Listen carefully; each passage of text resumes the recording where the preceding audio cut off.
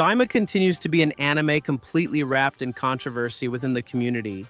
As new episodes release, fans are becoming increasingly polarized, which is understandable. Daima is having a lot of consistency issues that make it a bit hard, at certain times, to fully enjoy the anime. Many say that it doesn't matter because it's such a nice, semi-comedic series. All this doesn't matter, and we should just settle. But I don't entirely agree with that statement.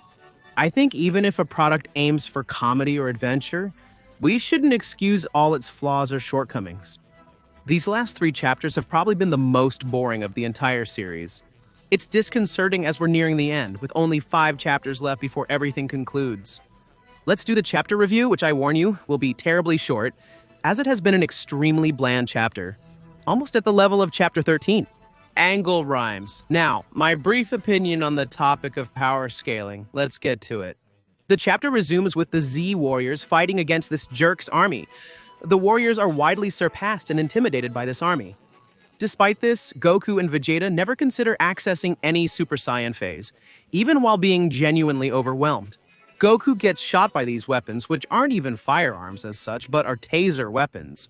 That is, they give electric shocks that serve to incapacitate, which is very effective on Goku, who after receiving a shock is again incapacitated. Vegeta, motivated, charges at the army, but gets shocked by a plane and is taken down. If I'm not mistaken, Vegeta comments that with these bodies the fight is difficult, which is once again disconcerting. In theory, the new bodies had only been an impediment in the first and second episode, until the warriors adapted to their new physiques. At least there's a minimal attempt to justify this absurdity. The effort is appreciated. On the other hand, Goma discovers that the fat one, that piece of crap, has the demonic third eye on his belt, confirming many fans' theories that this eye was the infamous demonic third eye.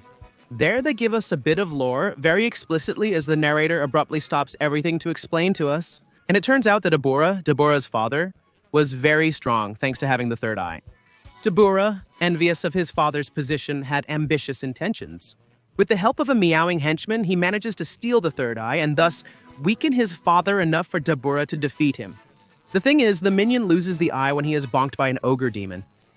And it ends up in the hands of the Fat Dawn, this one? Dabura couldn't care less.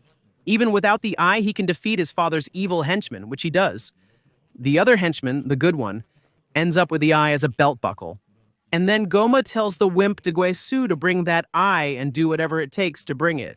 My theories about Deguesu's questionable sexuality and orientation are confirmed, as he can't think of a better idea than to turn into a woman to try to trick the fat sucker. And yes, I know it's not confirmed, but for me it's canon until proven otherwise. Anyway, the fat guy watched a lot of Tamak, and with war mode activated, he rejects the floozy. She was about to pull off the big Julie 3P. She would have accepted, but he tells her yes, that he will give her the eye in exchange for the tacky hat she is wearing. And the exchange is made, leaving Degesu presumably somewhat offended that the fat jerk didn't want to give him a little kiss.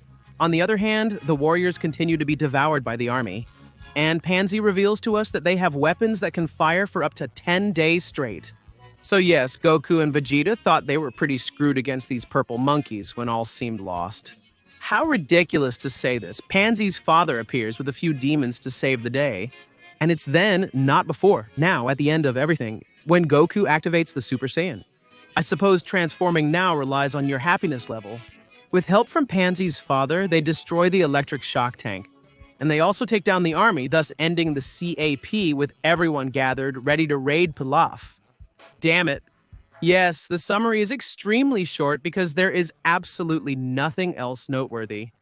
Going into details about how many hairs the demon who shot Goku had on his ass is irrelevant, and it would be a waste of your time. Very weak chapter, similar to the last 3 that have been unsatisfactory. I nearly forgot to mention that. The highlight was the heartwarming scene of Majin Ku and Majin Du sleeping together in the most adorable way imaginable. That covers the topic of power scaling and how Rashido Laser was able to stop the Z-Warriors. Look, this image became very popular on Twitter, where they tell us that, well, as in Super, the Warriors were also neutralized by somewhat 10 things. It's nonsense and pure crying to complain about that in Daima. Justifying one bad thing with another equally bad thing does not solve the underlying problem. These strange power scaling problems have been dragging on since Super Yes. In its day, if you're very young, To remember it, we all went crazy that Goku fell to the little dwarf's laser rash that damn one. We all just decided to feign dementia and assume that Goku was distracted. But it's something that looks ridiculous and is ridiculous, period. It's not necessary to justify everything. So these guys, capable of disintegrating solar systems with their dicks and withstand attacks of that magnitude from other warriors, fall for a taser or laser beam. That a crappy, stupid goblin throws is ridiculous. Or at least, that's how I personally see it. Anyway, the comment box will continue to be filled with people who think that the comments about Daima are just because Goku doesn't gut his opponent. Those people are a lost cause. I give up.